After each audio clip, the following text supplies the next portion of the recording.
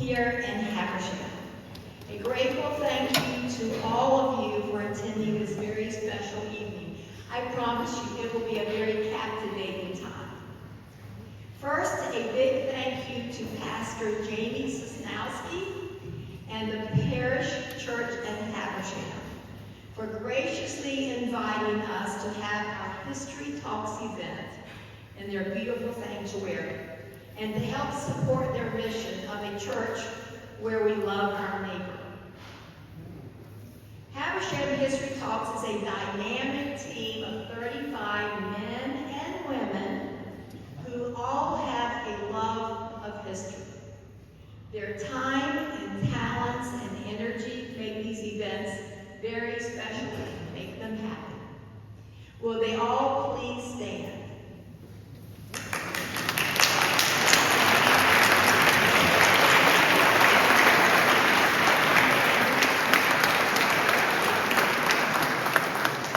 If you're interested in joining this fun group, please see me or anyone with a badge for Habersham History Talks. Now, a few housekeeping events. We have a restroom in the back, right? One restroom. We also have some around by the offices. Please make sure you turn off your cell phone, right? And yes, the event will be recorded for residents who were unable to attend. And due to time limitations, unfortunately, we will not have Q&A this evening. We have so much wonderful information that these two speakers are going to share. So our next member, Habersham History Talks member, who will introduce our speakers is Susie King. She's been a Habersham resident for about a year and a half from Grosse Pointe, Michigan. So thank you, Susie, and we welcome all of you.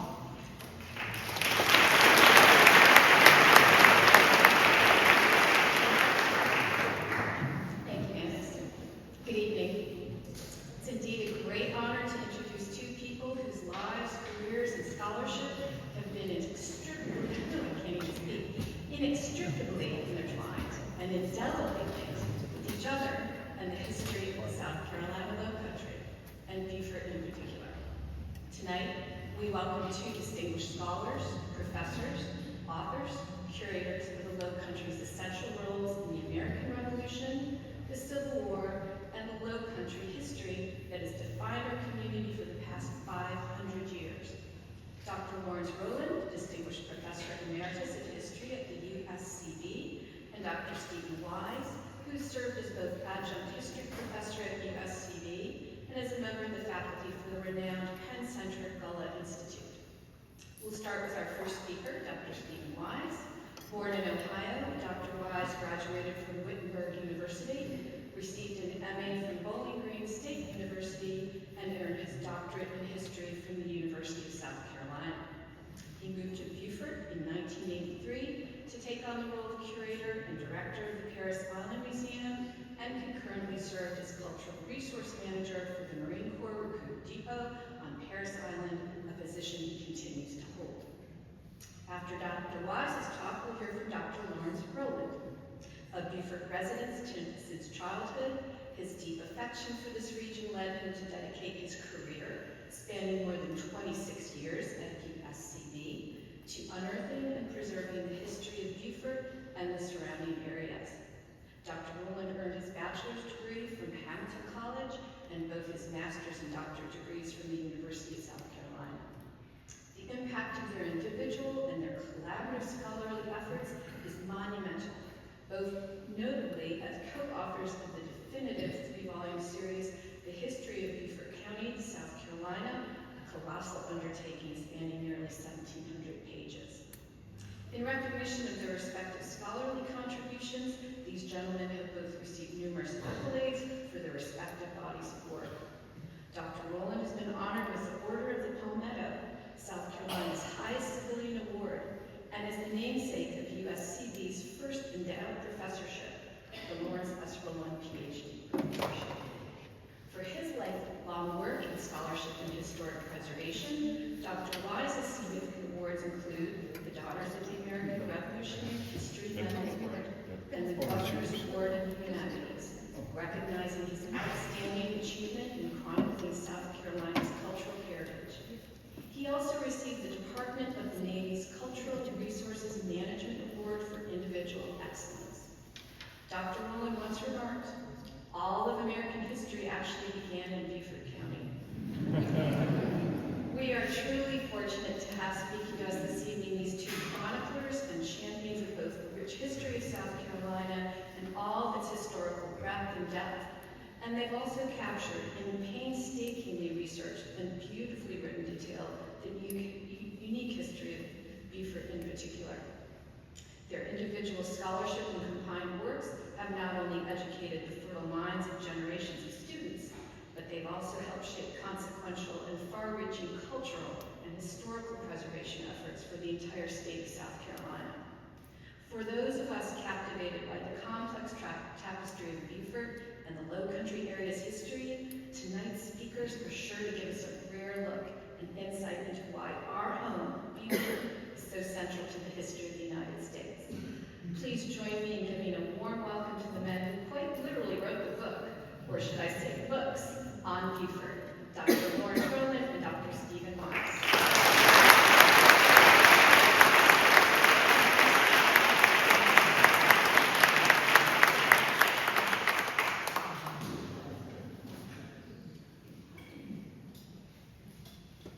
Now this is usually a 4-hour talk.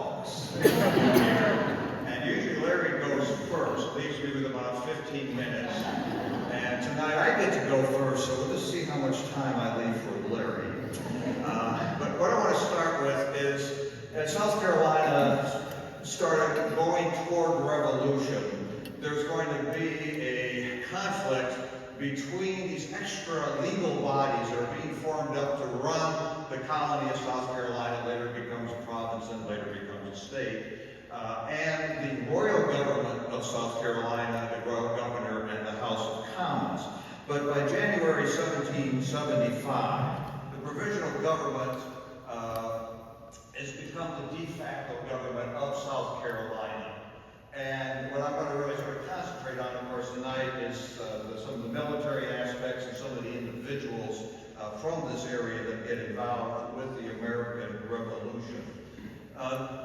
Immediately, the provisional government is going to establish what you call the Executive Council of Safety. And this basically runs all the military items for South Carolina. And then each district, in this case the Beaufort district, will have its own committee of safety as well. They will form up, take over the existing militia regiments in the state. And the Beaufort District Regiment, right here, was commanded by General Stephen Bull Jr. of Sheldon. He was 42 years old at the start of the Revolution. He'd been born in Prince William Parish. He's the son of, and this is something very typical for this area, he's Stephen Bull. His father, of course, was Stephen Bull as well. The Bulls were a very distinguished South Carolina family. His father inherited Sheldon Plantation and was responsible for the completion of Prince William Parish Church, which we call Sheldon today. His grandfather and uncle had both been lieutenant governors of South Carolina, and in the spring of 1775, his uncle William Bull Jr. was the acting governor of South Carolina. Before the war, Bull had served in the South Carolina Commons House. He had been a justice of the peace, and on the eve of the Revolution, he becomes the colonel of the Beaufort District Militia. Also from the district was the Granville Regiment, which is on the other end at the bottom down there. This is commanded by the 39-year-old Benjamin Garden, also Prince William Parish, where he owned Fairfield Plantation, at an area today that we call Garden's Corners, where he raised and raced thoroughbred horses. He had become part of the militia in 1756, and by 1775 he commanded the Granville Regiment. And formed up at this time was the Beaufort District Company of Artillery under the command of William Hardin, a 32-year-old native of the upper region of Prince William Parish. He had been a member of the Granville Militia. He rose to the rank of captain before taking over the artillery company and occupying Fort Littleton, which was the primary defender of Beaufort along the Beaufort River. Today, our current National Guard unit traces its lineage back to Buford Artillery. But the militia had limitations, and the South Carolina provisional government moved to create what is often termed state regiments, though in this case, before South Carolina became a state, they were termed provisional regiments, and they were authorized in June of 1775. 3 regiments were initially formed. The 3rd was to patrol the upper region of the state, primarily to watch over loyalists and watch out for the Indians, while the 1st and 2nd regiments were to guard the coast. Now, during the March to April 1775 time frame, the British government is going to send directives to the royal governors to seize arms, equipment, and especially seize gunpowder from the rebel forces. It's a little hard to fight without gunpowder. This, of course, led to the actions at Lexington and Concord, and movements in other colonies by the rebels or patriots, whatever term you'd like to use, to take over royal powder magazines. And on April 18, 1775, South Carolinians intercepted the message to the royal governor of South Carolina and immediately seized the powder magazines in and around Charlestown. Later, Georgians in Savannah also seized royal powder magazines and in time forced the royal governor, James Wright, to leave the city. Both the Georgians and the South Carolinians worried that the British would employ their Indian allies, the Creeks and the Cherokees, to launch attacks against rebellious colonies. These worries increased during the summer of 1775 when word reached South Carolina that a large shipment of powder, bullets, and other supplies were coming to Savannah for distribution to the Creek Nation. Now, this is sort of a typical normal delivery of treaty goods, but the South Carolinians and Georgians decided they better intercept the vessel. Now, positioned at Bloody Point on the Fusky Island were 2 barges containing about 40 men each from the 1st South Carolina Provisional Regiment under the command of John Barnwell. This is an AI-generated picture of John Barnwell based on pictures of his brother and nephew. That should be pretty close. John Barnwell, not to be confused with his uncle, John Barnwell, or his grandfather, John Barnwell, who's also known as Tuscarora Jack Barnwell. This John Barnwell, his father died in February 1775. Now, John was the oldest of 4 brothers, but the eldest brother, Nathaniel, had been disabled during the Cherokee Wars and does not take part in the American Revolution. But John Barnwell and his brothers Robert and Edward will take part in the American Revolution on the Patriot side. You could probably argue that John is the most distinguished patriot from the Beaufort district. Now, this John Barnwell, pre-war St. Helena vestryman, planter, and a captain in the Beaufort district militia, and when the provisional regiments were formed, had become a captain in the 1st South Carolina, and now was given command of these boats watching for the British powder vessel. The South Carolinians joined with Captain Joseph Habersham of Savannah, who outfitted the schooner Liberty with 10 guns, and together they awaited the British vessel. And on July 8th, John Barnwell and the South Carolinians took possession, seizing the gunpowder, some 16,000 pounds, 700 pounds of lead bullets, and other goods. The powder was divided between the Georgians and the South Carolinians, and to be safe, some powder was actually delivered to the Creeks in hopes of keeping them neutral. About 4,000 pounds from South Carolina was sent to Philadelphia and was eventually used at the siege of Boston. Now, while actions occurred near Savannah, most nights throughout the summer into the fall of 1775 centered around Charlestown, where in June a new royal governor, William Campbell, arrived, replacing the acting governor, William Gould II. Whereas the Patriots dominated the city, the British, thanks to the warships, dominated the harbor. Now, to counteract the British vessels and protect Charlestown from possible bombardment, the Patriots knew they had to act. Now, the principal fortification at Charlestown Harbor at this time was Fort Johnson on James Island. Only garrisoned by a caretaker, any movement against the fort, though, would mean exposing troops to the guns of the British warships. To counter the British vessels, the Committee of Safety in mid-September 1775 directed that the fort needed to be occupied, and a hand-picked force from the 1st and 2nd Provisional Regiments were assembled and many of them having ties to the Beaufort district. Among those involved was John Barnwell, who we've already mentioned. Others included Isaac Mott, Charles Coatsworth Pinckney, and Thomas Hayward Jr. Leading the expedition was the 37-year-old Colonel Isaac Mott. Born in Charlestown, he was the son of the colony's treasurer. He received a military education and for 10 years had been an officer in the 60th Regiment of Foot, the Royal Americans. He participated in the French-Indian War, after which he resigned his commission. He returned to South Carolina, served in the Commons House, and in December 1774, because he owned property in the Beaufort district, he was elected from Prince William Parish to the Provisional Congress, and in 1775 named Lieutenant Colonel of the 2nd South Carolina. A little more well-known, of course, is Charles Coatsworth Pinckney. Though born in Charlestown and a resident of the city, he too owned property in the Beaufort district. I'm sure you've all heard of Pinckney Island. He inherited that when he was 12 years old. He was the son of a prominent colonial legislator named Charles, and his mother was the quite famous Eliza Lucas Pinckney, well known for her work with the cultivation of indigo. The 29-year-old Charles Coatsworth Pinckney received some military education in France and had been trained in England as a lawyer. In 1773, he returned to Charlestown and established a law practice. He quickly became a radical revolutionary, served on important committees, helped prepare the militia for possible conflict, and he was a member of the militia since 1773 and became a captain in the 1st South Carolina Regiment, forming and commanding the regiment's Grenadier Company. That's why he has this sort of strange hat, it's a big Grenadier hat. And of course, Thomas Hayward Jr., who, unlike Mott and Pinckney, Hayward had been born in the Beaufort district at Old House. This time he's 29 years old. Hayward had been educated in England and later set up a law practice in Charlestown, where he eventually became involved in the militia. And he became a captain in the city's militia artillery unit. Also active in revolution activities, he was a member of South Carolina's Provisional Congress and Committee of Safety.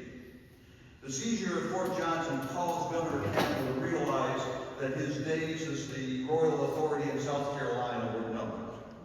He issued a proclamation directing that the South Carolina Commons House of Assembly be dissolved, and he ended his proclamation with the words, "God save the King." That night, Campbell fled from the home on 34 Meeting Street, where he was staying in Charlestown with his wife, and found refuge on board a British warship in the harbor. Now, after the occupation of Fort Johnson, the flag of the 2nd South Carolina Regiment was raised over the fort. As described by Colonel Moultrie, the commander of the regiment, it was desired by the Council of Safety to have one flag made upon which, as the state troops were clothed in blue, and the fort was garrisoned by the 1st and 2nd regiments, who wore a silver crescent on the front of their caps. I had a large blue flag made with a crescent in the dexter corner to be in uniform with the troops. This was the first American flag which was displayed in South Carolina. In November, the Continental Congress in Philadelphia resolved to maintain at continental expense 3 regiments for the defense of South Carolina. Now, what would usually happen is in this case, South Carolina, would turn over its state regiments to the Continental Congress, and they would be termed Continental Regiments. Continental Congress then would handle pay, outfitting of the unit, and important here, where the units would actually be deployed. But at this time, South Carolina government ignored the request, claiming it could not spare any men from their existing regiments. And they did not like the idea of losing direct control of their formations, which could conceivably then be sent outside of South Carolina and not used in a manner which would be beneficial to the state. It would be nearly a year before South Carolina actually authorizes the formation of continental units. In the meantime, the regiments kept in the state were kept on high alert, expecting a British assault from the sea, Indian attacks in the west, and things were still somewhat not settled in Georgia. However, the provisional government still retained their units. You can see where they're watching the upper area of the state, watching over the Indians, and especially watching the coastline for attacks by the British from the sea.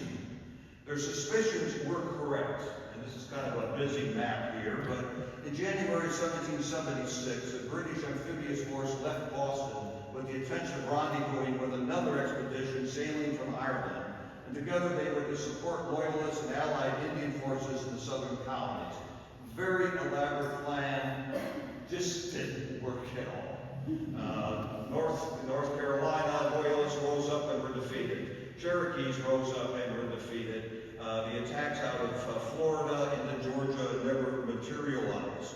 None of these had any really great effect on what was going on in Charlestown. It was not until the end of May 1776 that the two British forces finally met off Charlestown, where plans were made to launch an attack against Fort Sullivan, a fortification guarding the mouth of Charlestown Harbor. On board the British flagship, the Bristol, the South Carolina's last royal governor, Lord William Campbell. The assault occurred on June 28th, was primarily a naval action, with the British attempting to bombard the fort into submission. It did not work, as the story goes. The Palmetto logs absorbed the British cannonballs, causing little damage to the fortification. During the action, Sergeant William Jasper, a member of the 2nd South Carolina, braved enemy fire to retrieve and replace the regimental flag on an improvised staff after it had been shot down. Jasper's background has been debated. Georgians claim he was Irish and from Halifax, Georgia. Others say he was from Germany and came to South Carolina from Philadelphia at the start of the war, enlisted into the 2nd South Carolina to make some money so he could buy property.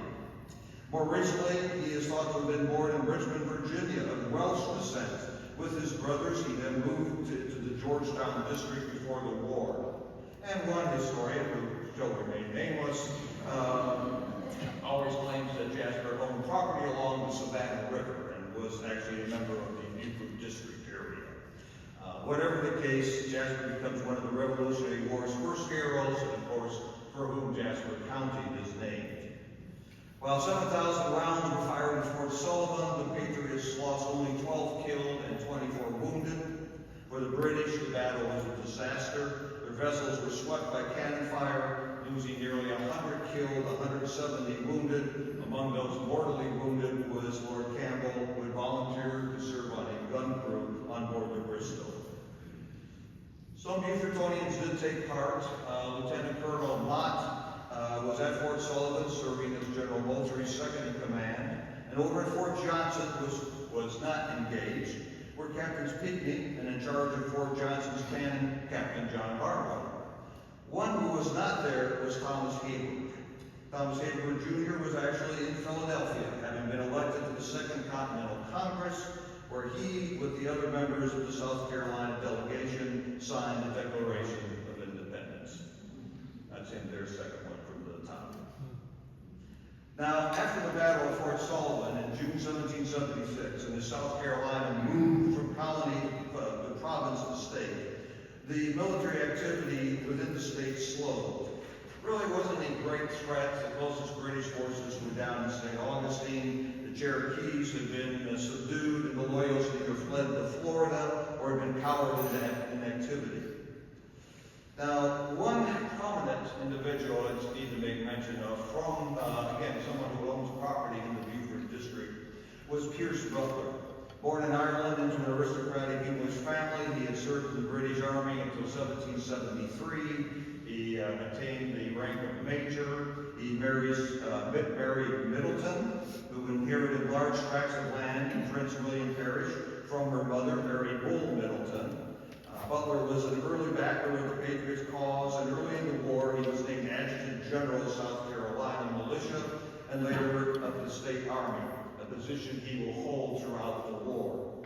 Now, while Port Royal tended to be dominated by the Patriots, there was strong Loyalist sympathies in the area.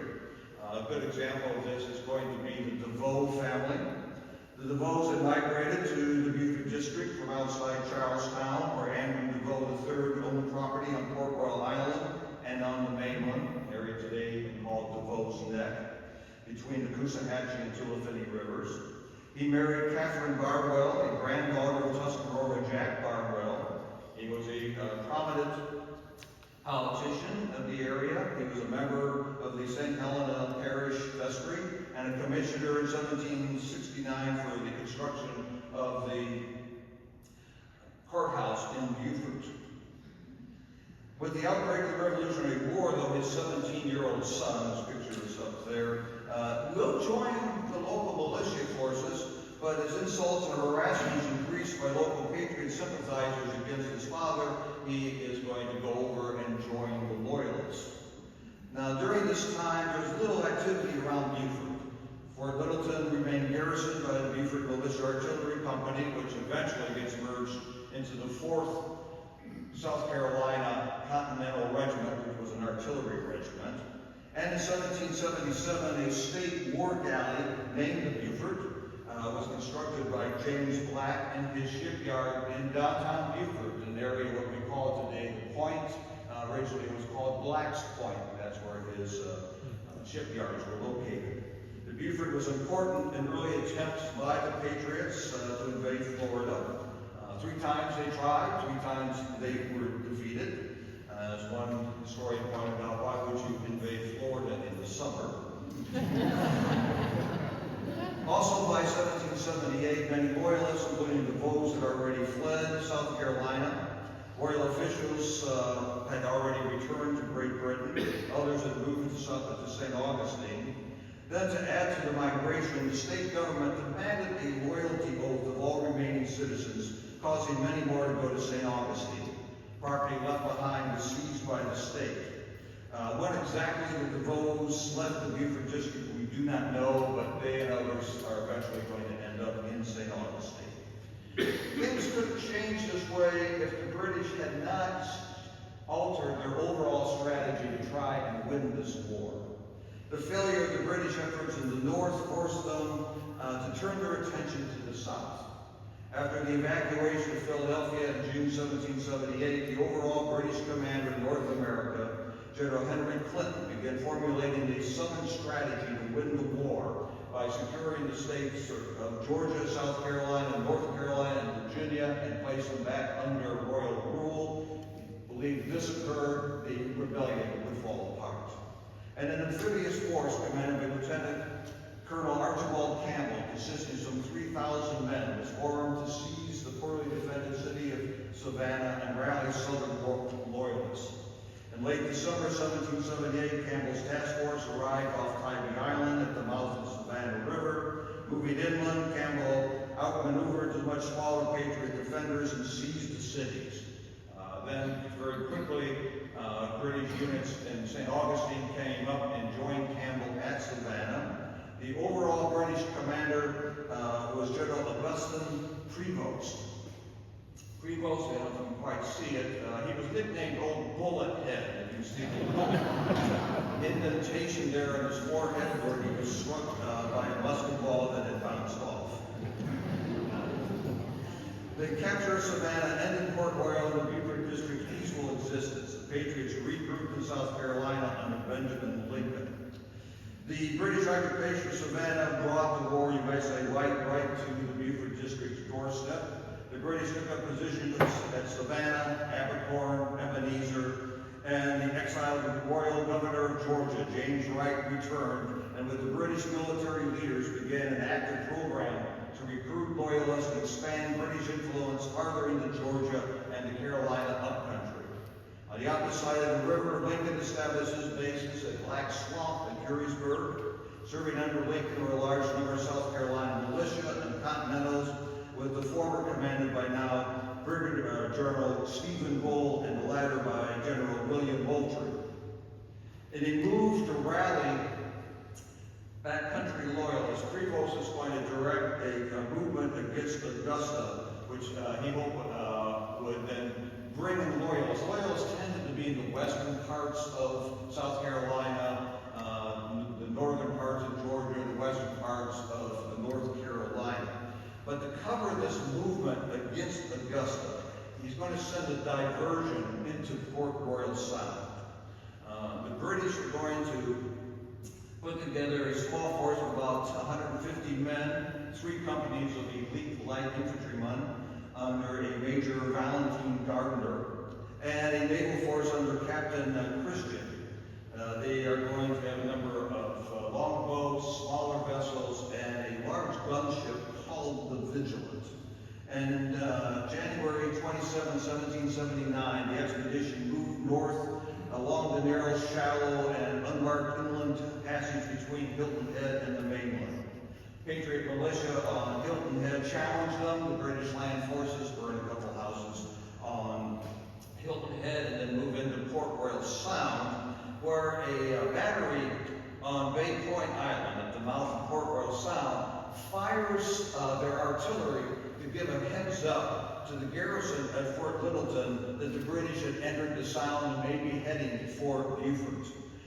But instead of causing the garrison of Fort Littleton to rally to their guns and stand by, the militia ran away, leaving only about 12 men under the command of John D'Entreville. D'Entreville had his remaining men to spike the guns, and then he moves back to the mainland. Sailing into the Broad River, the British anchored off Laurel Bay, home of Anne Barnwell Middleton Bull and her husband Stephen Bull. This magnificent house had been built in 1772, was considered to be one of the finest houses in South Carolina, boasted an aquarium and a large library. Militiamen, members of the Beaufort Troop, a mounted force under Captain John Barnwell, Catherine's brother, stationed near the house, opened fire on the British ships, and according to one British officer, grossly abused our people. The British retaliated with cannon fire from the Vigilant against the house, drove off the Patriots, landed, and burned the house. At the same time, an expedition went into U-Haul Creek on the west side river and burned a house of the Haywoods at Whitehall. While off Laurel Bay, the British learned from deserters that Fort Littleton had been abandoned and British and Beaufort evacuated, so they began to make plans for their next movement. The Navy wanted to go up the Beaufort River to seize Beaufort. The Army commander, Major Gardner, would prefer to land on Port Royal Island, cause a bit of a diversion to try again to keep troops from this area joining the movement against Augusta. In the meantime, General Lincoln, not fooled by this raid against Port Royal Island, continued to direct his troops towards Augusta to recapture Augusta. But he did release some militia units under an artillery under Generals William Moultrie and Stephen Bull to challenge the British near Beaufort. Except for some Continental artillerymen, most of Moultrie's men were militiamen, detachments from 6 companies of Charlestown militia, among them a contingent of Jewish soldiers and some African Americans.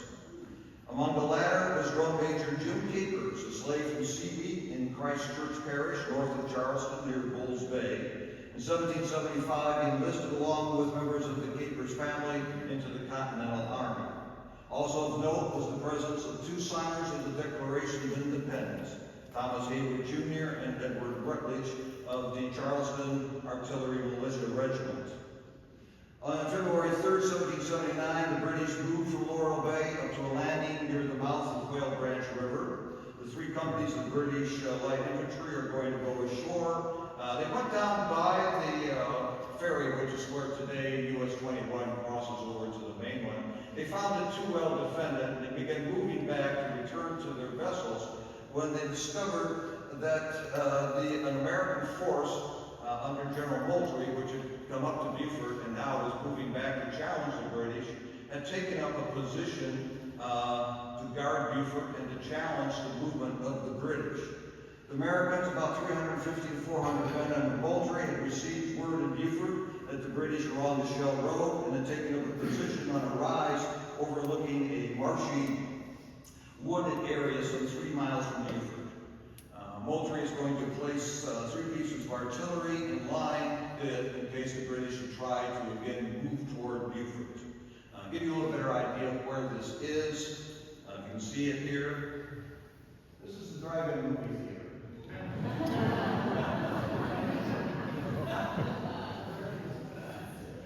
The British could have returned to their vessels, but decided to force an engagement, even though outnumbered 3 to 1. They had to pass through some marsh to get with the American force and is coming through that marsh in column. Their formation, a column formation, was ripped apart by the Patriot artillery, causing many casualties. The Patriots held their position and poured volleys and artillery fire into the British regulars. Numerous British officers were wounded in the fight. After about 45 minutes, both sides ran out of ammunition and both sides pulled away from the battlefield. In the darkness, the British marched back to their landing point where 40 Marines had set up a defensive perimeter. Though a short fight, it was a very hard-fought fight. The British losing at least 75 men, the Patriots 30. There's a reminder of this action in St. Helena's graveyard where 2 British officers, Lieutenant Calderwood and Lieutenant Finley, mortally wounded at the battle, are buried. For one day, the British flotilla will stay in the Broad River. Then on February 5th, additional raids were carried out before the expedition returned to Savannah, carrying back plunder and somewhere between 300 and 500 slaves. While the British yet had no set policy, they did realize that the destruction of plantations, homes, carrying out of slaves, hit hardest the wealthy supporters of the Revolution in South Carolina, which was the richest of the states, and South Carolina conceivably was the largest financial backer of the Revolution. By destroying the economic power of the Lowcountry elite, they were striking a blow at the ability of the Continental Congress to continue the rebellion. Throughout the Revolution, in the South, the plight of the slaves caught between warring factions was a difficult one. The situation changing with the fortunes of war, some viewed the British as liberators, while others thought it best to stay with their masters. Some of the enslaved people, like Jim Capers, fought with the Patriots in both the Continental Line and in the militia units, while others joined the British and the Loyalists as laborers and soldiers. Both sides employed them as drummers, and one Hessian regiment took some black drummers back from the Sea Islands with them to Germany, where they entertained people for many years after the war. Others fled to the frontier, seeking refuge in isolated areas, even finding refuge with Indian tribes. The British, who promised protection but not necessarily freedom, often gave slaves confiscated from Patriots to Loyalists, or in some cases shipped them to the Caribbean islands where an unknown fate awaited them. On the other side, Patriots seized slaves from Loyalists and offered them as bounties for men to join the Patriot cause. The Port Royal raid also ended the Patriots' ability to defend Beaufort with Fort Littleton damaged, and the ability of the British vessels that will go up and down the waterways here. The Patriots will fall back to the mainland and build defenses there, again, where the ferries cross over to the mainland. The cannon on the left-hand side of this picture is one that was actually found in one of these batteries and is on display today at the Paris Island Museum, which is open on Thursday and Fridays, and even with the furlough. In the meantime, the British forces that had occupied Augusta, Georgia on 31 January began rallying Loyalists. However, Patriot activity soon compelled them to evacuate the town. A large Loyalist column was badly defeated at Kettle Creek. But then, as the Patriots began pursuing the British back towards Savannah, the British turned on their pursuers, surprised them, and crushed them at Briar Creek, Georgia. With this defeat, Lincoln, determined to clear the British from Georgia, moved his army from Black Swamp towards Augusta in hopes that he could draw the British into battle where his superior numbers would prove decisive. Left behind are some small units under the command of General Moultrie at Gettysburg and Black Swamp. However, the British did not follow Lincoln, and instead General Prevost is going to shift his main force into South Carolina, drive the Patriots out of Gettysburg, and then march with some 2,500 men towards Charlestown. Not wishing to engage the regulars with only militiamen, Moultrie is going to fall back to position at Tulifinny Hill, where he hoped to draw up a defensive line. He leaves behind at the town of Coosawhatchee a small rear guard, and he sends a recently arrived officer to pull this rear guard back to Tulifinny Hill. This officer is going to be Lieutenant Colonel at this time, John Lawrence, the 25-year-old son of Charlestown merchant Henry Lawrence, one-time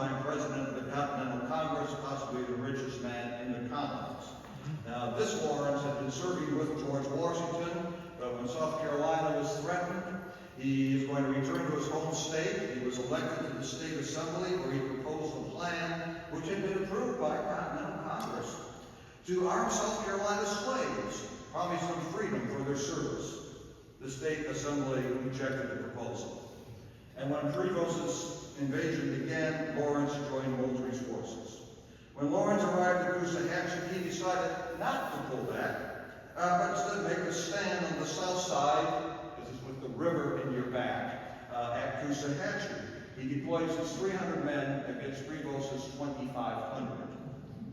As you can imagine, the battle was no contest. The British Army drove forward, the Patriots retreated. During the action, Lawrence was wounded and fell from his horse. He was threatened with capture, but William Hazard Wigg, member of St. Gallen Church, mounted on his horse Independence, a full-blooded roan, so named because the steed had been born on July 4th, 1776, rode out and saved Lawrence. But the action disrupted Moultrie's plans, and his force would fall back towards Charlestown, and a lot of his militiamen melted away as he retreated. While traversing the Beaufort district, the British and their allies looted and burned.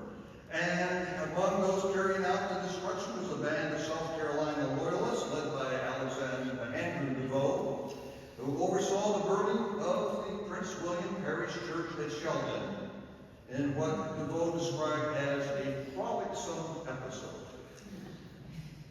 The British continued on to Charlestown, threatened the city into the approach of Lincoln's army, and then, with the help of the British Navy, pulled back across the Sea Islands. The British are going to arrive in Charleston, outside of Charleston to Port Royal Island, and they're going to garrison Beaufort and Port Royal Island. In all, the garrison numbered about 1,000 men and consisted of the 71st Highlanders, the Hessian Regiment von Trumbach, a regiment of New York Loyalists, all under the command of Lieutenant Colonel John Maitland of the 71st Highlanders. The force was supported by a strong naval presence provided by the Vigilant, and throughout the summer of 1779, with many of the ship's cannons being placed in fortifications around the town, they greatly enjoyed their time here. In fact, Prevost would come up, he preferred Beaufort over Savannah during this time. If you go down to the Elliott Park on the river in Beaufort, there are two British cannons that probably came from the Vigilant there. The sortie by Prevost had its desired effect. Lincoln was forced to call off his Georgia campaign. The British had struck another blow against the area's economy. The stalemate between the British and the Patriots would be broken in early September 1779, where Admiral General Count Charles Hector Theodore d'Estaing arrived at the mouth of the Savannah River with 33 warships and 4,000 French soldiers. By mid-September, Lincoln and his army of about 1,500 joined d'Estaing outside of Savannah. The approach of the French and Patriots forced Prevost to concentrate his command. Orders are going to go out, and though sick with malaria, Maitland is going to, in a remarkable march, move the garrison from Port Royal Island, from Beaufort, past Hilton Head, through the Wright River, through the marshes, and arrive in time to bolster the garrison at Savannah against the French and the Patriots. The Patriots and the French are going to draw up siege lines, but the French are not going to stay long enough to carry out a full siege, and as a result, the Allies are going to agree to launch a frontal assault on the British lines. The attack occurred on October 9, 1779, and it was a disaster. The Patriots are going to lose between 800 and 1,000 men. Among the dead will be Sergeant Jasper. The British between 50 and 150. A few days later, after the battle, Maitland succumbed to malaria and was buried in Savannah. During the centennial, and a little after the centennial, he was buried in a tomb in a cemetery in Savannah. And at the Battle of Savannah, the British captured the flag of the 2nd South Carolina. And so when they opened up the tomb, they found Maitland's bones. So they tried to make a deal. We'll trade you the bones of your lieutenant colonel for the flag of the 2nd South Carolina. The British replied, we'll keep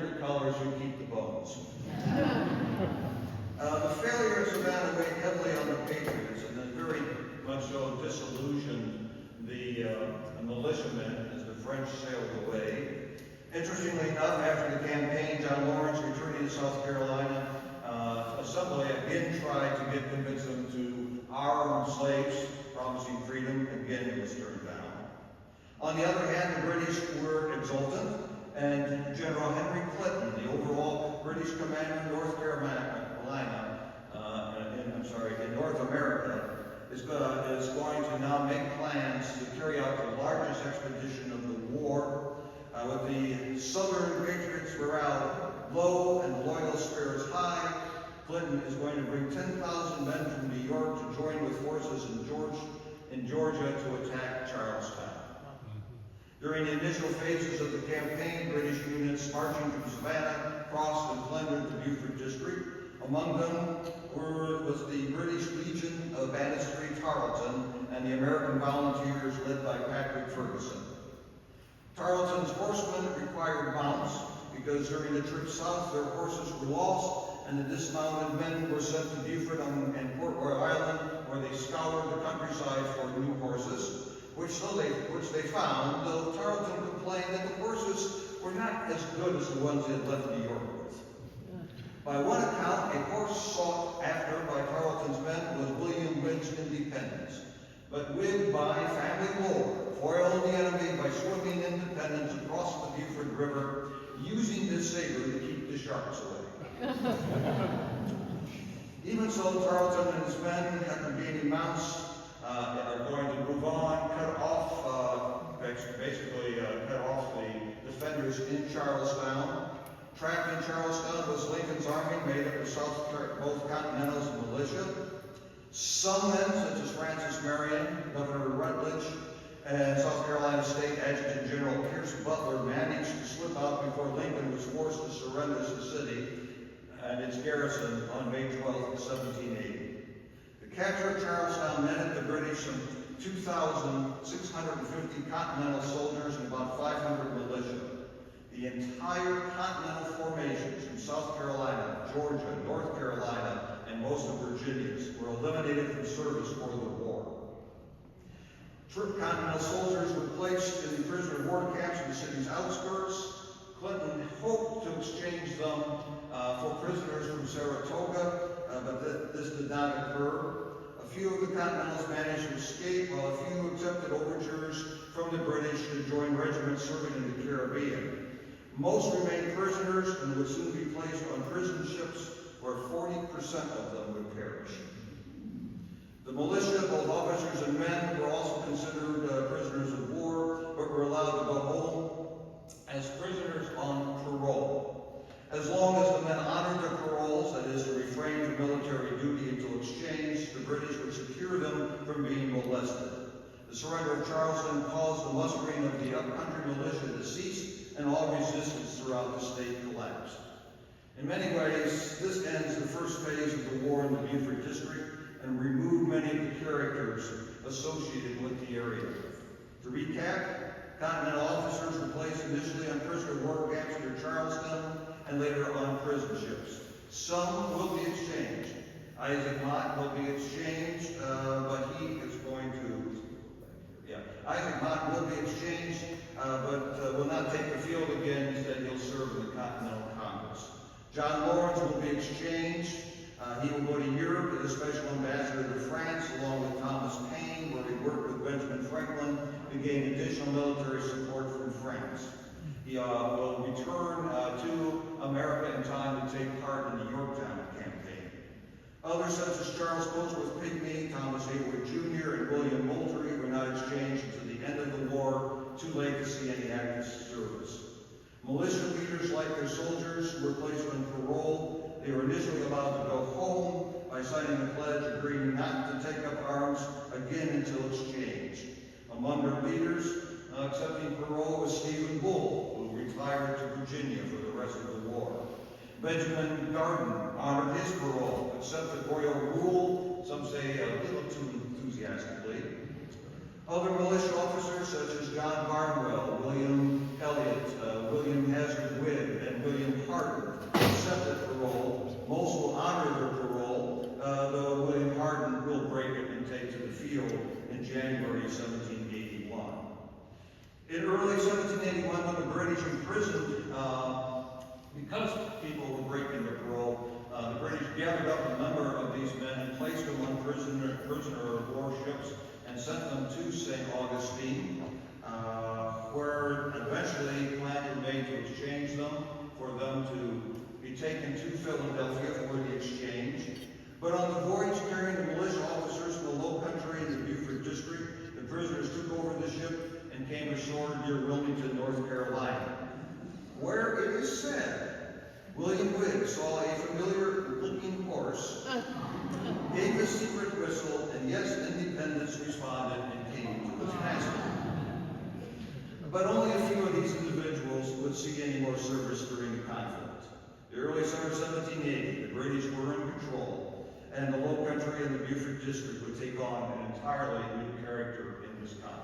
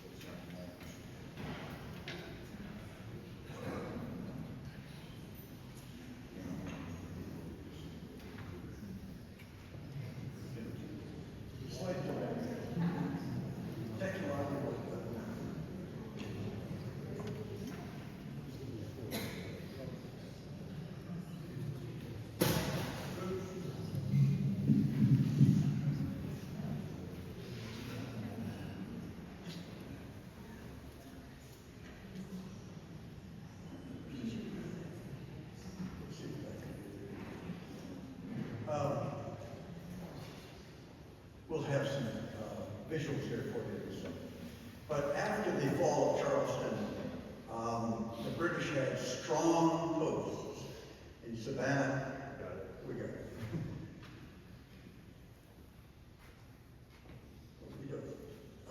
Does this advance? The middle one. No, I messed up. Okay, go back. Go back. Go back. There you go. After the fall of Charleston, the British had strong posts in Savannah, Charleston, and Augusta. The upstate was in doubt. On this map at the top, you see as Cornwallis landed, his plan was to roll his southern colonies up from south to north. They had already taken Georgia and South Carolina, and Cornwallis advanced through.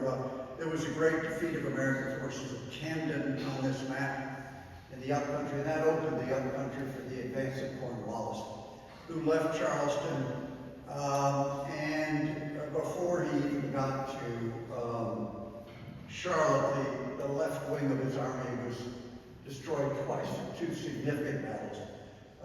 First at Kings Mountain. If you haven't read the story of Kings Mountain, it's one of the most remarkable stories of American history.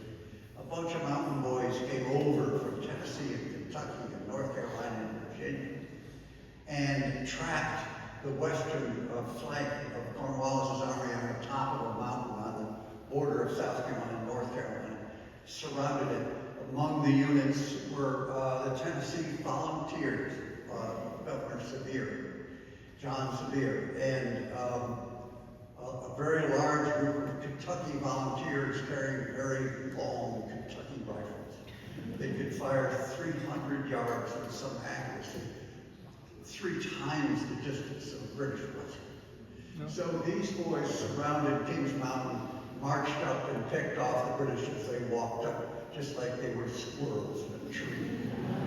And it really is a great American story. And then after they defeated the British Army, they just went back to their homes in Kentucky and Tennessee and minded their own business.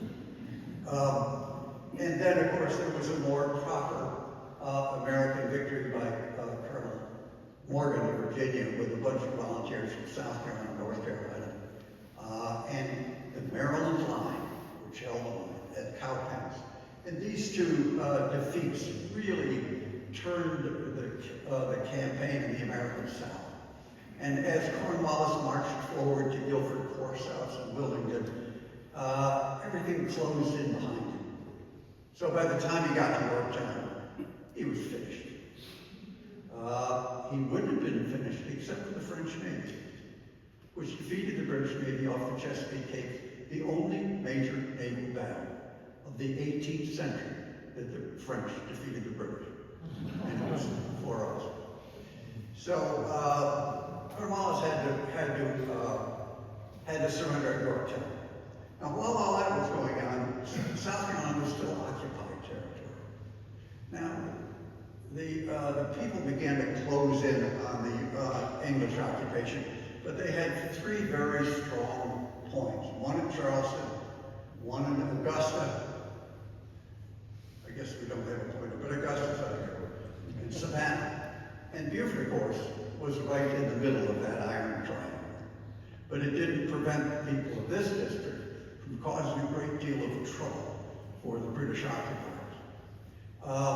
There were a lot of loyalists in this district. It's hard for me to say that Beaufort was a great patriot town, because at least half the citizens were not in favor of the American Revolution and acted as loyalists during this period. So they founded the Granville County, after the old name of the Beaufort Judicial District, Loyalist Regiment of Militia. And Colonel Letchmere was their commander. He had been the port collector for the royal government in Port Royal. Their second command was, I've got notes here. Every now and then I have to look at them.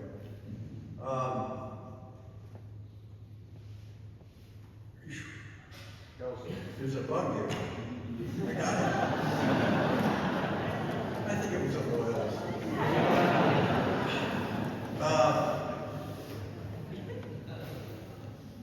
So the, what was the name? Kelso. What? Kelso, A-E-L-S. Kelsall. William Kelsall, the second commander, and Andrew DeVoe, who we've heard about and we'll hear more about, was the third in command of the Loyalist forces at Fort Balfour. Now, Fort Balfour was up near Pocatello. It was between the Pocatello River and the Coosawhatchee River on that high ground up there. And it was the strong point on the King's Highway between Charleston and Savannah, two large garrisons. And so the Loyalists had guns and men and ammunition at Fort Balfour. After the fall of Charleston, one of the people who escaped and joined Marion was Colonel William Hardin. Colonel William Hardin was from what was then Prince William Parish, picture of which you saw. And he decided to raise a force of patriots, partisan warriors in this district. And this was inside the Iron Triangle of British forces. But he went north to Wiggins Hill on this map. He was trying to reach Andrew Pickens north of Augusta. Andrew Pickens had a large force of American patriots north of Augusta. And Augusta was well garrisoned by the British. But before Hardin could make contact with Pickens in the north, he was defeated at a place called Wiggins Hill in Allendale County today. So he, just like Marion, his mentor, he disappeared into the Coosawhatchee Swamp, and he lived in an island down there where they couldn't reach him. He had lost almost 20% of his men at the Battle of Wiggins Hill. But despite that, he came down into the Lowcountry, picked up more patriots, and tricked the garrison of Fort Balfour at Pocatello into abandoning their force. He didn't outnumber the people in the fort, and they had more guns than he had. But he had carriages, and he rattled the carriages through the forests at night, making the garrison of Fort Balfour think that they had artillery rolling up. So he negotiated the surrender of Fort Balfour. Many of the men in Hardin's army were friends and relatives of the Loyalists in Fort Balfour. One of the things that caused the surrender of Fort Balfour was that the men on both sides were waving at each each other and winking at each other and signaling one another that you're not going to be hurt, don't worry. Whatever it was, some of the British commanders were captured in Van Bibber's tavern across the creek. And so they were captured in a tavern by, who knows what they were doing in that tavern, but they were sufficiently incapacitated to resist the punch. So much of the loyalist garrison at any rate, they surrendered the fort at Fort Balfour, and this is one of the great victories of the partisans behind British lines. The British set up a strong force up out from Charleston to relieve Fort Balfour and to try and catch William Hardin. They were unsuccessful. Hardin disappeared into the swamps up in the branches of the Edisto River, which is near Orangeburg, South Carolina. In August of 1781, he came down into the Lowcountry. He sent a message to Francis Marion north of Charleston. And he said, I'm beleaguered, I'm going to lose my command. You've got to send some men to help me. They're sending a large force out from Charleston to defeat us, to capture us. And Hardin didn't have enough men to oppose a large British force. So Marion picked 150, 200 picked cavalrymen from his own forces. And they dashed around Charleston through Goose Creek. And he and Hardin's men laid an ambush at Parker's Ferry. And when the British marched down Parker's Ferry, they were hidden in the swamp, and they opened up a fuselage that demolished a big section of the British Army. The Battle at Parker's Ferry near Jacksonboro, South Carolina, was one of Marion's great victories because his men had to ride all night at great speed to get there. And they totally surprised the British and saved Hardin's forces. So Parker's Ferry was the great victory of the Patriots behind British lines. Now, at the same time that these guerrilla actions were going, which ultimately didn't affect the garrisons of Savannah, Charleston, or Augusta, but while they were going on, behind these lines, there were vendettas among the individuals on this island, on the Fusky Island, on Hilton Head Island, and on Maine. And some of the most famous of those were the murder of Captain Doherty. Captain Doherty lived on Bear Island, which is now where the bridge takes off for Hilton Head. It's Buckingham Landing. And Doherty had been commander at Fort Littleton. He was a captain in the first the volunteers, and he was surprised in his home by a loyalist from Palmetto Bluff named Tory Dick Pendarvis. So Tory Dick Pendarvis came over with his gang and captured, and as Doherty came out of his house to confront these men, they shot him dead in front of his friend and murdered him. Well, that didn't go over too well with the Patriot militia on Hilton Head. The Patriot militia on Hilton Head was led by John Leecraft. It was known as the Bloody Legion for reasons you were about to learn. The first thing they did is they left Hilton Head. They went up the creek to Palmetto Bluff. They went up to the house of John Leecraft, who was planning to evacuate to St. Augustine with other loyalists anyway. And they shot him dead in his front yard, just the way he had murdered Captain Doherty. But that wasn't the end of it. The British sent Fusky Island was so loyalist. It was right across from Tybee Island and near Savannah. I mean, you could see why these people were sort of attached to the British garrison. But the Fusky Island was so loyalist that it was called Little Bermuda in those days. Well, a garrison from a group from Little Bermuda and some British soldiers went over to Hilton Head and went up to Broad Creek, burned some plantation houses, and ambushed the Hilton Head militia at Zion Chapel, which is the head of Broad Creek. And they killed one of a young man who was of a prominent Hilton Head family. And for that was considered a murder by John Leecraft and the Bloody Legion of Hilton Head, so they needed to get revenge.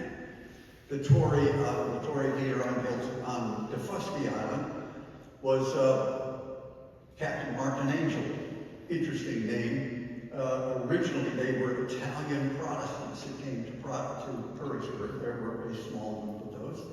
And the name was originally Martin Angelo, but they'd anglicized it to Martin Angel.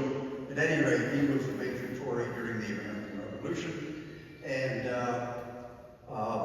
John Leecraft and the Bloody Legion went from Hilton Head to Defusky Island just before New Year's on December 1781. They surprised Martin Angel in his home, dragged him out, and shot him in his front yard in front of his family. So back and forth. This is just bloody ground in the time of the British occupation. The vendettas went back and forth during 1780 and 1780, during the occupation, 1780 and 1781. But as Cornwallis' army marched to its defeat at Yorktown and its surrender at Yorktown, and as the upcountry closed in on the British, Washington sent one of his favorite generals, Nathaniel Greene, to take command of the Southern Army. And he brought organization to the backcountry and began to press down into the Lowcountry. In fact, he brought us almost his whole army to Rondo, South Carolina, near Walterboro. And there he sat, waiting for the British to evacuate Savannah and Charleston. Now, when he came down into the Lowcountry, the Americans essentially took control of the backcountry, and only Charleston and Savannah remained in British hands. In June 1782, the British forces were evacuated from Savannah under pressure from General Anthony Wayne, better known to history as Mad Anthony Wayne, after whom Fort Wayne, Indiana is named. And so the British were gone. Many of the Hessian soldiers that served the British switched sides and stayed in Georgia. There's an old museum towards the Germans, about the Germans in Georgia at Ebenezer. Go there sometime, it's fascinating. But a large German, the Germans were mercenary soldiers. They didn't care if they fought for as long as they were paid. And so when the British evacuated, most of the Hessians did not, and remained largely in Georgia. The last British garrison to leave in 1782 was Charleston. And Charleston remained in British hands, so the countryside was entirely in Patriot hands. Nathaniel Greene's army, the Continental Army, was camped near Walterboro. His cavalry were all over the countryside. In other words, the Americans had basically won the war by then. So the British were just figuring out a way to get away. The Americans wisely didn't interfere with that. They just let them pack their things and leave. By December 1782, the British had evacuated Charleston. Now, as 1782 opened, the government of South Carolina reconvened itself. Governor Rutledge had returned to South Carolina with Greene's army. And they called for a legislature to meet at the temporary capital of South Carolina in Jacksonville. Let's see, Steve, I'm way behind in my visuals here. There's Fort Balfour, I'm sorry. There's Fort Balfour at the intersection of the road between the Kings Highway between Charleston and Savannah. Here's a visual about the rivalry between Hilton Head and Defusky being loyalist and being patriot. And here's the Jacksonboro Meeting House, where the South Carolina government was reconvened for the first time since the British defeated Charleston. And they met, they tried to elect Christopher Gadsden. You know Christopher Gadsden, he's the guy that took the South Carolina flag to the Continental Congress and tried to make it into the first American flag.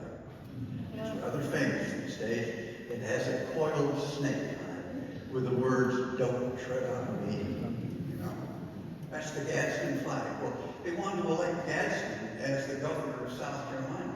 And the people that represented the people of South Carolina at the Jacksonboro Assembly in 1782 were really angry about all the, whatever differences there are, and murders and recriminations and rivalries there were in the Lowcountry.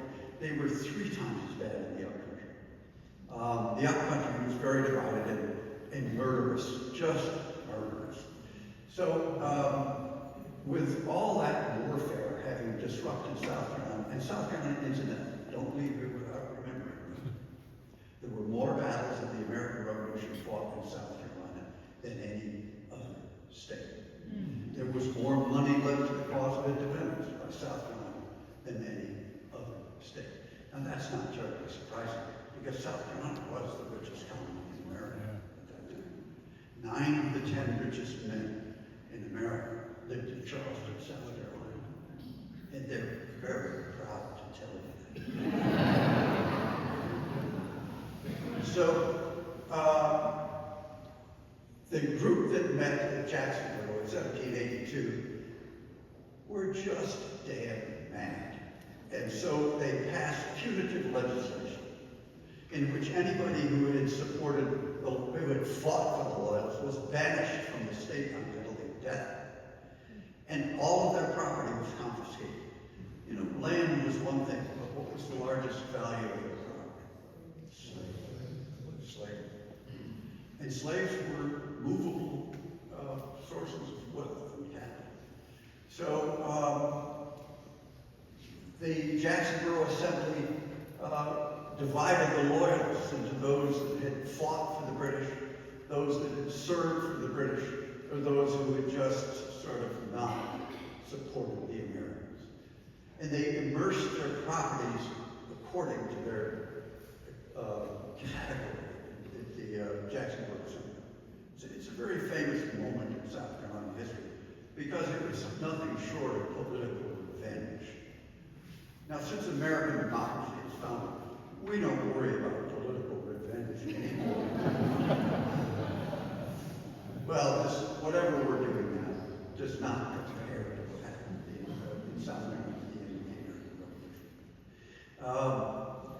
And therefore, the Jacksonboro Assembly, and therefore the Loyalists, they had to get out of South Carolina. Some of them, like Andrew DeVoe, Andrew DeVoe was not only threatened by the law, he was threatened by General John Barnwell himself. He said, if I ever see him, I'm going to shoot him on sight. That was pretty hard to do with Andrew DeVoe. So let me tell you, you want to write a novel, historical novel, write a novel about Major Andrew DeVoe. The kid was 17 years old when the war started. They had harassed his father, who was a loyalist. So he formed a gang of loyalists in Beaufort and harassed the patriots. And then, of course, when the British Army landed, he served as a scout organized to patrol and burn Prince William Church. As the war ended, he occupied Beaufort in March of 1782, seizing property because they were about to have all their property immersed. Now, what was the property that he took with him at Great Valley? Slaves. Thousands of slaves were taken off by the Loyalists, taken to Florida, St. Augustine, Florida, which was the fortified refuge of the Loyalists. And so the Jacksonboro Assembly had profound implications for South Carolina. And it was a unique, and probably not that unique if you look at what happened to South Carolina after the next Great War. What do I do, Steve? There we go. Oops. Yeah. Why am I? Go back.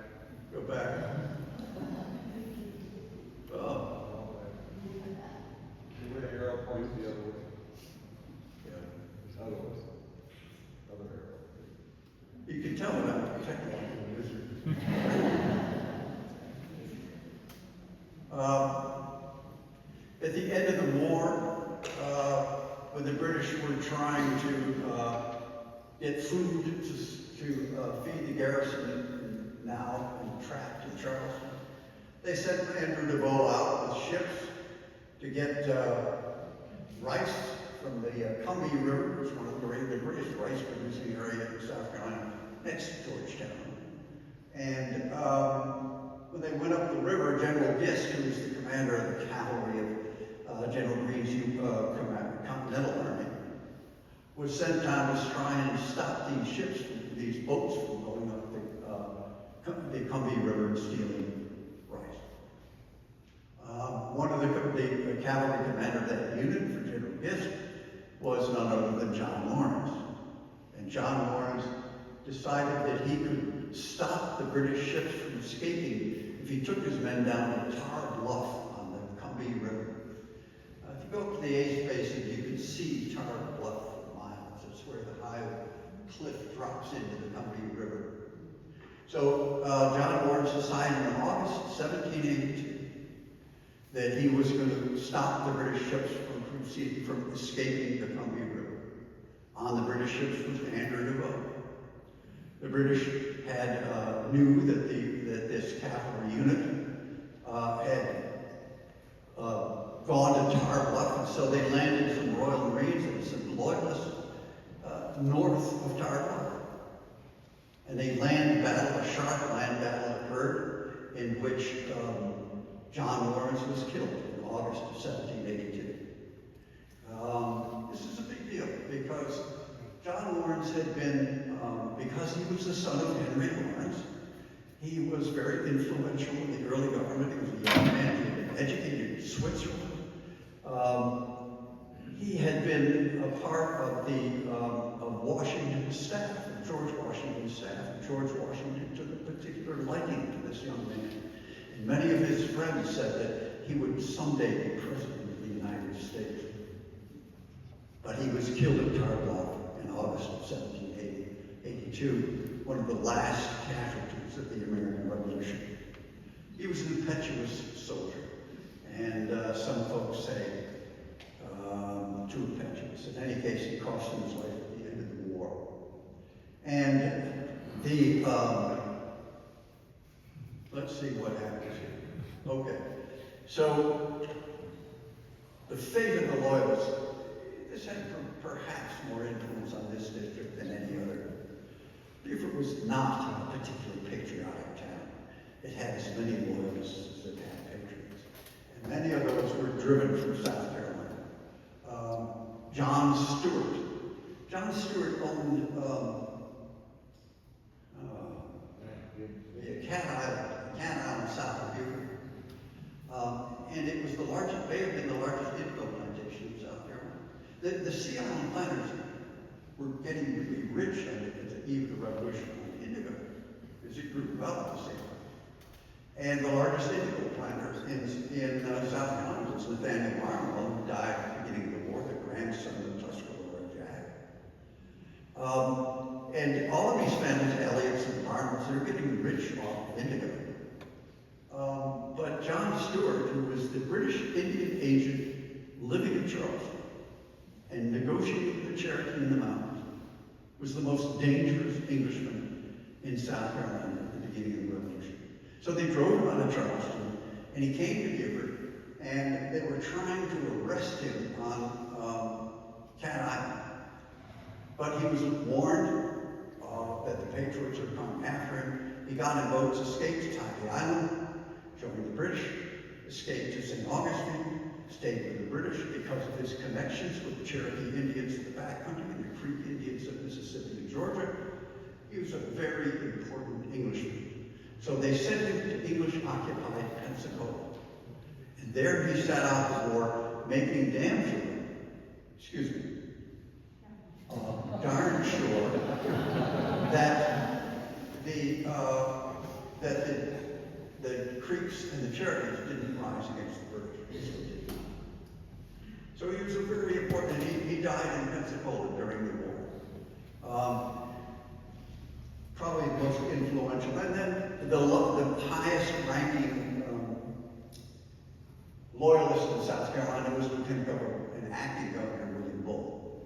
He was, of course, descendant of the Bulls of Sheldon and Prince William Parish. It was his father that was buried under the altar of Prince William Parish. If you go up there today to the Sheldon ruins, you can see his grave marker in the middle of the tree, place of highest honor.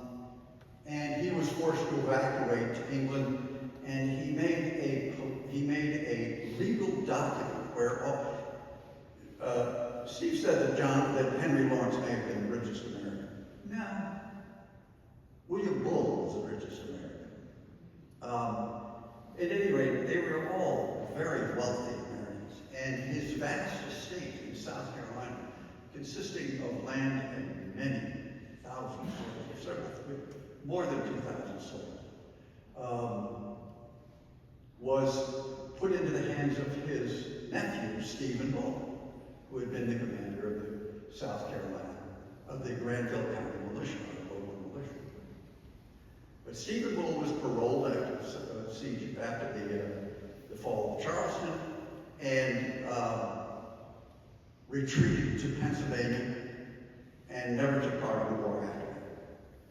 And the lawyer for his uncle said that Stephen Bull's behavior at the end of the war was extremely dishonorable. In other words, if his uncle had ever come back, they'd probably had a duel. Shot one of them or shot the other one dead. So they took sides to divide this vast estate, and obviously Stephen Bull was trying to control the estate at the end of the war. So it was a nasty rivalry. And here's how you know that this affected other South Carolinians. As famous and as powerful as the Bulls were in colonial South Carolina, they were never elected in democratic South Carolina. So Stephen Bull was a very unpopular man in South Carolina. Not because he had chosen the wrong side, but because he did the way he had treated his uncle. His uncle left all his property to his niece, who had married Othniel Beadle and evacuated. And the most valuable property that they retained was Frogmore Plantation on St. Helena Island. And they retained that property in the family, and Othniel Beadle. She married, maybe Steve will remember, but she married the British Governor General of Ceylon, Stapleton, there it is. It's there someplace, you know? Colonel Stapleton. And they owned slaves in South Carolina, 300 slaves on St. Helena Island, until 1832. Anybody know what happened in 1832? The British Empire abolished slavery. And so they sold their plantations to William J. Grayson, the famous Southern patron of poets. So these vast estates had to change hands because of the American Revolution. Peter Levine, one of the more interesting of these characters, was the son of John Levine, who was a Danish Jew from the island of St. Croix, from Christiansted. He may have been he was one of the largest merchants in the West Indies. Very wealthy man. And he got married to a young English girl there and had this son, Peter Levine.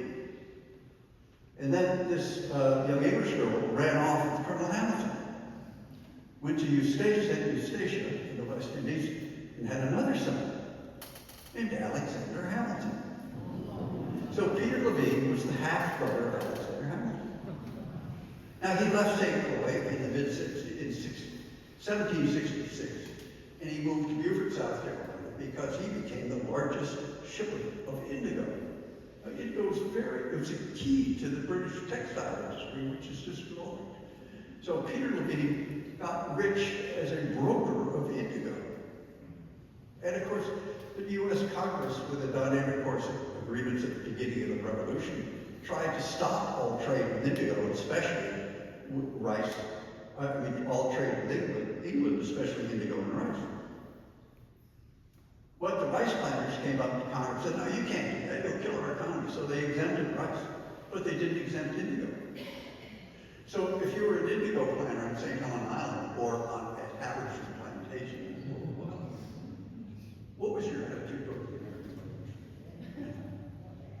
see why the Sea Islands were not exactly patriotic. But in any case, Peter Levine had to evacuate Beaufort during the war. He went to occupy Savannah. He had one daughter. She married well, and he died at occupied Savannah. His daughter and son-in-law were prominent merchants.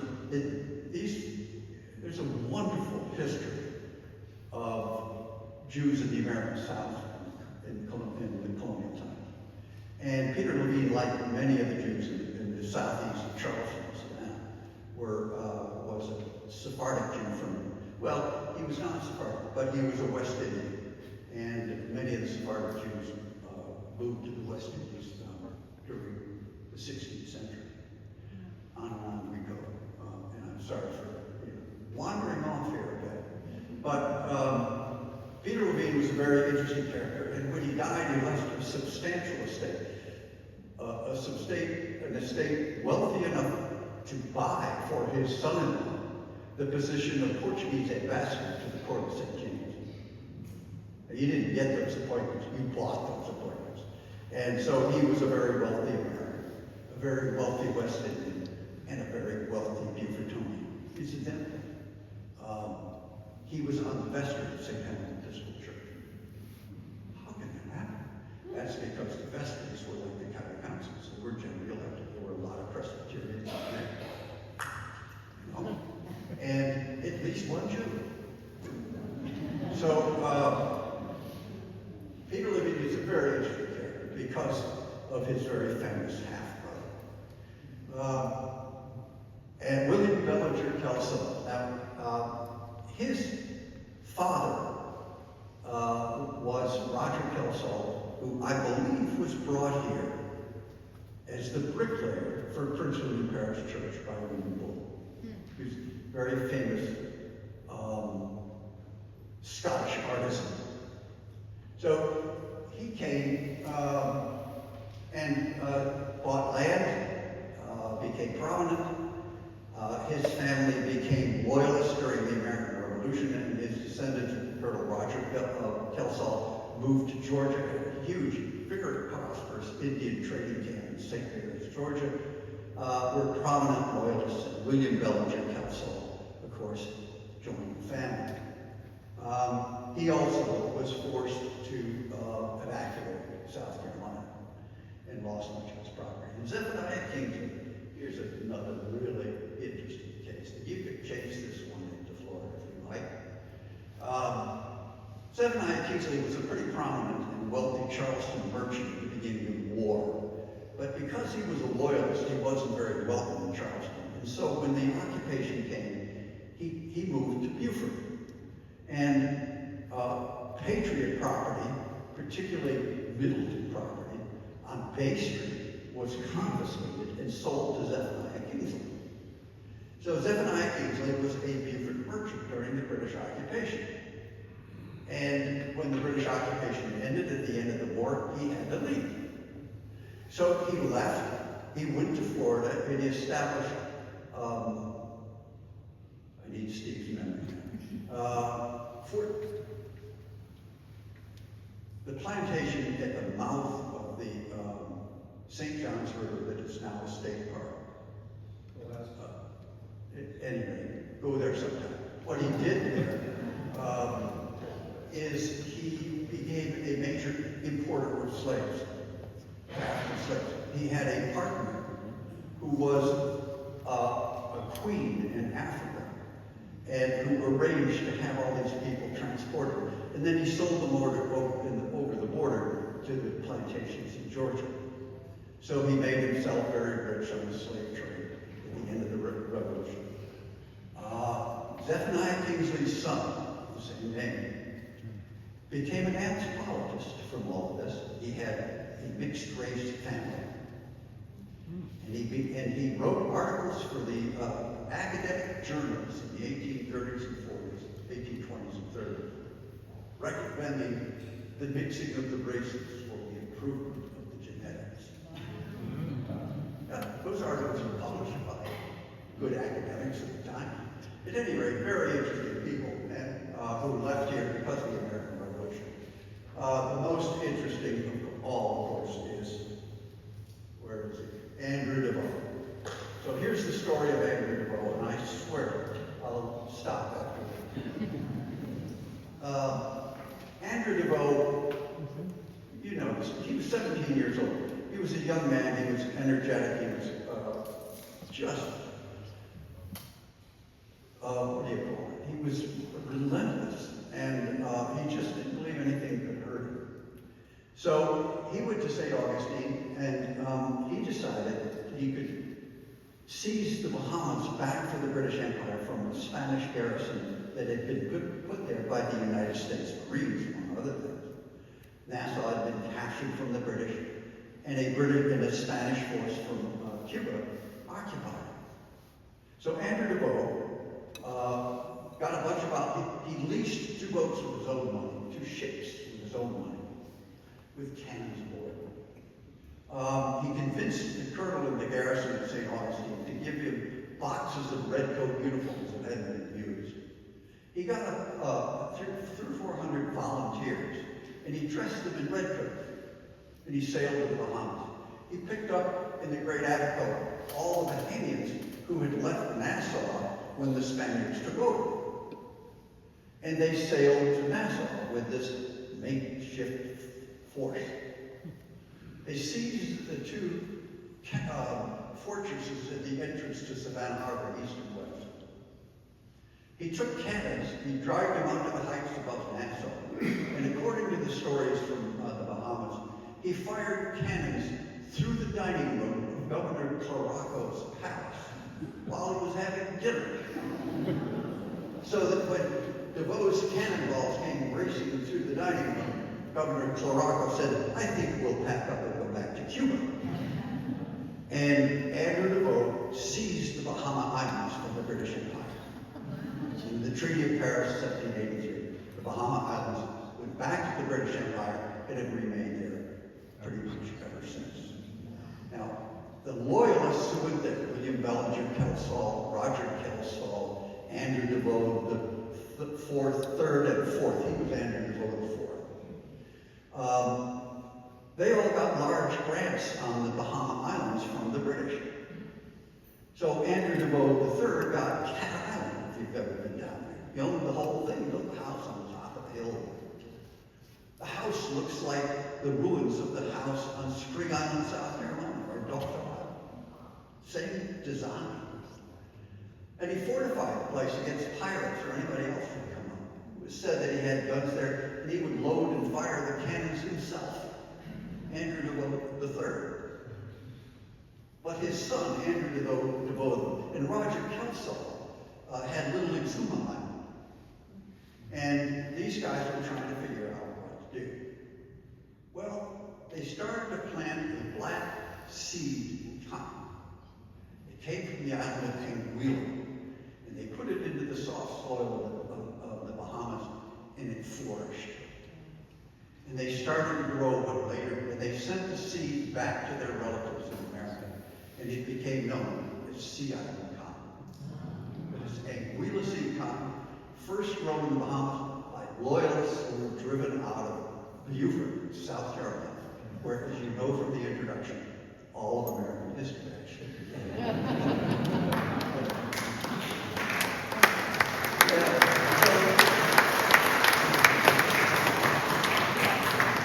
I gotta finish the story of Andrew DeVoe so you can complete your knowledge. So Andrew DeVoe, he couldn't, the idea of being a farmer just wouldn't sit with this guy. So he went to England. He was a great horseman.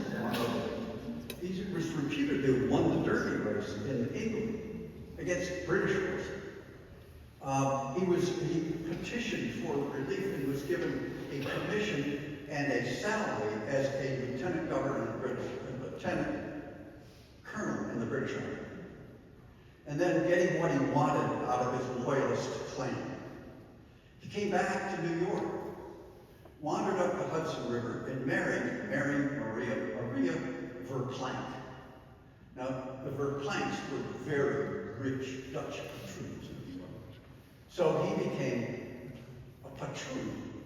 And the plantation of the Verplancks, what do you call it? The estate of the Verplanks was right across the river from West Point. That's where it's located. And there was a huge mansion there. And there was a huge fireplace in the mansion. You need fireplaces in New York.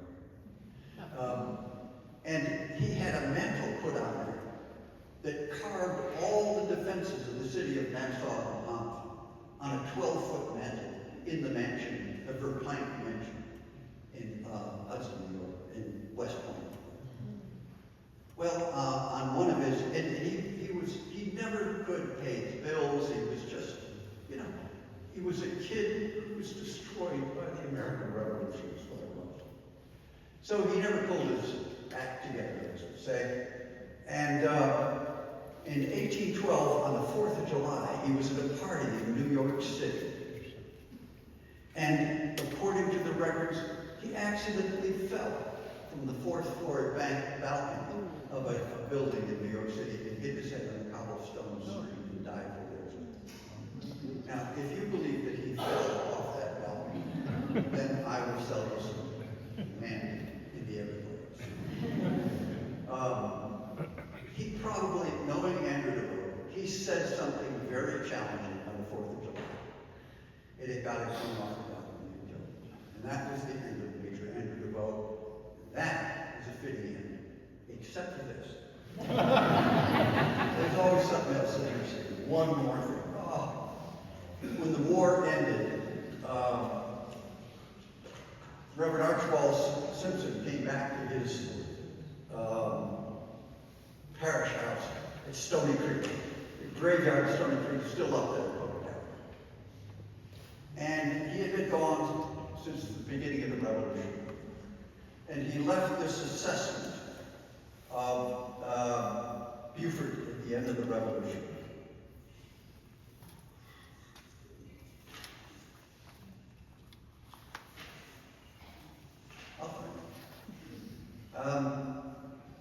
Here's his quote. All was desolation. Every field, every plantation showed marks of ruin and devastation. No garden, no enclosure, no mulberry, no fruit trees, nothing but wild fennel bushes, underwood briars to be seen. A very ruinous habitation. Every person, every family, in both parishes, Prince William and St. Louis, and through all the district of the country, appeared to be in the same situation. Every person keeps close to his own plantation. Robberies and murders are often committed in the public roads. The people that remain are killed, pillaged, plundered. Poverty and want appear on every countenance. A dark, melancholy gloom appears everywhere, and the morals of the people are almost entirely extirpated. A general discontent, dissatisfaction, and distrust of their presently rulers and of one another prevails throughout the country. In Charleston, they appear more happy. So there was that rebellion. And here's what he's talking about in the murders in the roads. There's a young man named James Booth, and he killed a doctor who came down to Virginia to help the people in this area. And then he was murdered by James Booth and his gang of ruffians on the streets of the main section, on the roads. And a doctor from Virginia came down to find out what happened with the doctor proceeded. So they robbed and killed, murdered him too. So two doctors came to help the people, and they were both murdered by James Booth. Well, finally, the militia rounded up James Booth and his gang, and he told the story. When the revolution began, he was 14 years old and he was an orphan. He had only one brother in his family, an older brother who had joined William Hardin's Patriot gang. He lived in the swamp with these men. He went on forays, probably killed people when he was 15 years old. And then the Loyalists captured his brother, and he watched them hang his brother, his only family. And when the war ended, he was a brigand and a murderer, and who could be surprised? So they caught him, they took him to court, they were going to hang him, and the Privy Council of South Carolina, which is the predecessor of the Senate, said, no, considering his background, we should have mercy on this boy. So they let it go, and they sent him to Georgia. Now, probably in Georgia had the same, indictment against it. So you can imagine what happened to James Booth in Georgia. But it's a case of disruption of the Lowcountry during the American Revolution. It was a terrible war, probably a happy outcome, but a terrible war. And the last British soldiers, maybe the last British soldiers of the American Revolution, existed in the Beaufort District. They called themselves the King of England soldiers, and they were black slaves who would run away to join the British in hopes of getting freedom, and served in the British Army. And when the war ended, they ran into the Savannah River swamp, where nobody but Indians and rattlesnakes would know how to get around. I mean, you can hide forever in the Savannah River swamp. And they did. They built a town on an island, fortified it with a palisade, armed themselves with guns, and raised the British Union Jack over their fort. They issued out of the swamp at night to raid the plantations on the Georgia and Carolina side of the Savannah River for livestock and for anything else that they could use. The local garrisons, the local militia units, were too afraid to go into the swamp after them. So the U.S. government, the South Carolina government, hired Catawba Indians from Charlotte. And they came down and with a group of militia from Charleston, went into the swamp, found their fortress, defeated them, and sent them off. But not many of them were captured or killed. And you'll have to imagine from this perspective of the state of Georgia, where those people went. I'll tell you where they went. Like everybody, they went to Florida.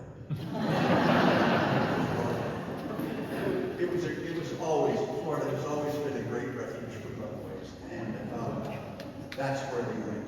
But they were not cleared out of the Savannah River swamp until 1787, long after the war was over. And they may have been the last British soldiers in America. So thank you very much.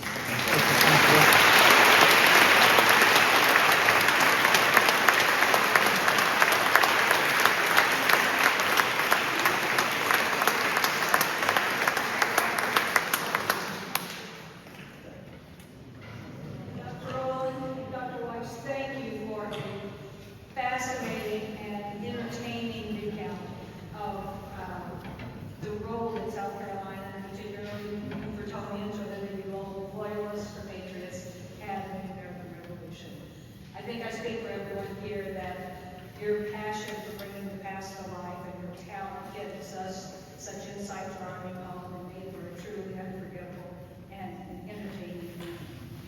We have a small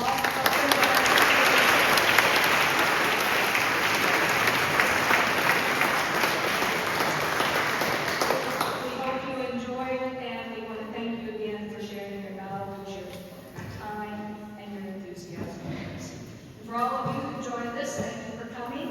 I want you to be on the lookout for History Talk's next History Talk presentation in February 2026. If any of you have neighbors or friends who aren't able to attend, or if you'd like to watch this wonderful presentation again, it's being recorded, and so it will be up on the Habersham website sometime soon. Thanks for coming. Have a lovely evening.